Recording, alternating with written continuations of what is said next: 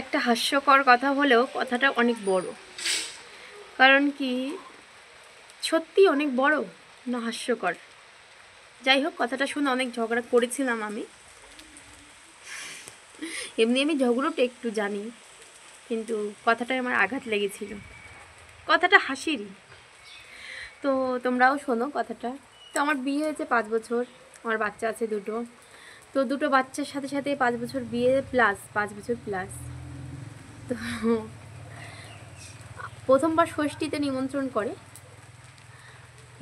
করে তখন আমার শাশুড়ি বলে, তোর কি বিয়ে হয়েছে, তুই ষষ্ঠী খাবি?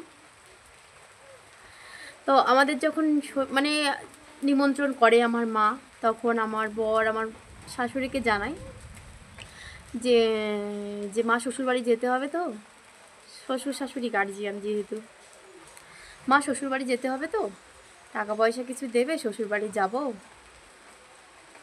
ষষ্ঠীতে। শাশুড়ি চট করে উত্তর দিয়ে দেয়, তোর ষষ্ঠী কিসে, তোর তো বিয়েই হয়নি।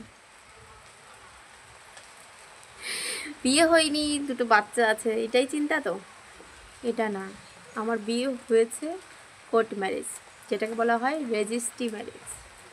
আমরা প্রেম করে করেছি ঠিক, কিন্তু রেজিস্ট্রি করেছি, মন্দিরে করেছি। ওনার কথা মতো আমরা যদি সমাজের 5টা লোককে খাওয়াতাম ব্রাহ্মণ দিয়ে, মানে হিন্দু সমাজে যেটা বিয়ে হয়, ব্রাহ্মণ দিয়ে, নাপিত দিয়ে, এই সব মিলিয়ে যদি আমি একটা অনুষ্ঠান করে কায়দা করে বেশ 2-4 লাখ টাকা খরচ করে বিয়েটা করতাম, তাহলে ষষ্ঠীর নিমন্ত্রণ খাওয়ার জন্য আমি যোগ্য হতাম। এখন আমি ষষ্ঠীর নিমন্ত্রণ খাওয়ার জন্য যোগ্য নই, আমার বিয়েই হয়নি।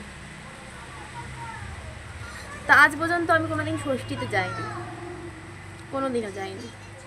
কথাটা আমার খুব লেগেছিল, অনেক, খুব না অনেক লেগেছিল। হাস্যকর হলেও অনেক সময় এই কথাটা নিয়ে অনেক হাসাহাসি করেছি অন্য সময়, কিন্তু ষষ্ঠী আসলে এই কথাটা মনে পড়ে। যাকে ভালো না লাগে তার জন্য অনেক অজুহাত বের করা যায়, ঠিক তো? আর যাকে ভালো লাগে তার জন্য তার পাদেও সুগন্ধ হয়, সোজা কথা বাংলায়।